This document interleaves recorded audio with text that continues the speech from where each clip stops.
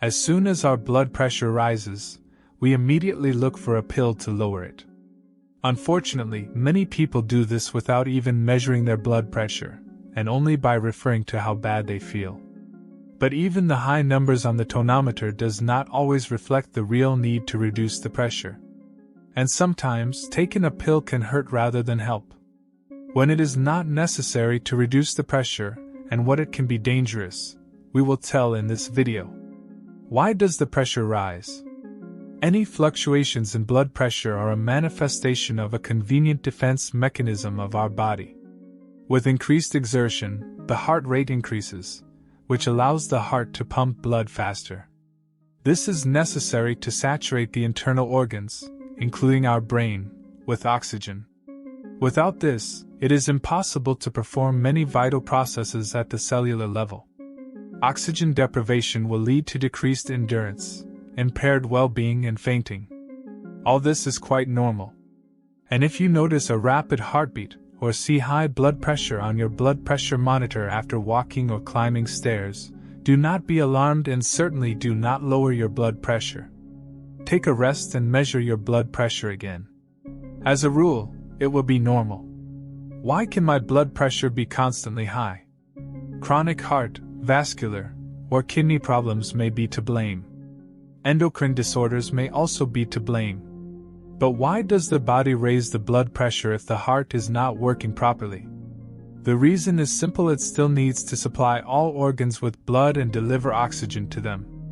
If certain parts of the heart are blocked, it is not able to pump the same amount of blood per unit time at the same speed. To avoid oxygen starvation, there is only one option: to narrow the vessels and make the heart pump harder, in order to increase the pressure. The same compensatory mechanism is triggered when the kidneys are disturbed.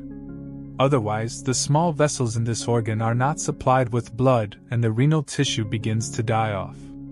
Why, in such a case, prevent the body's self-regulation and reduce the pressure? Persistent hypertension puts a heavy load on blood vessels and accelerates their degradation. In addition, high blood pressure can lead to hypertensive crises, which are life-threatening. So how to recognize a dangerous situation and when, on the contrary, you can do harm by lowering the pressure? When it is not necessary to lower the pressure? The first thing is to learn how to measure the pressure correctly. First, only at rest. You should not measure immediately after a walk or physical work. Secondly, you need to make sure that the tonometer works. The easiest way to do this is to compare its measurements with another device. Third, in addition to the pressure, you need to pay attention to the pulse. Finally, it is important to know how stable your blood pressure is. Because if it is always low, and here it suddenly reached the values of the average norm of 120/80, then you may feel bad, and for you it may be comparable to a hypertensive crisis. Based on all of this, you should not lower your blood pressure when you are not sure of the correct measurement. It is better to repeat the measurement several times first, making sure that the tonometer is accurate. There is no need to take emergency pills to reduce the pressure, if the pressure is slightly higher than 140/90 units, and you feel normal. And the third, most important situation, when you categorically should not take your blood pressure down, is when it is elevated with a low pulse. This is the simplest indicator of a blockage in any part of the heart. And if in this situation you take the pressure in an emergency, you get oxygen starvation of the brain, and you may find yourself fainting. In the case of such a problem, you need to go to a specialist to treat the underlying problem in the heart, and then the pressure will normalize itself. Therefore, never forget to measure your pulse along with your blood pressure measurement.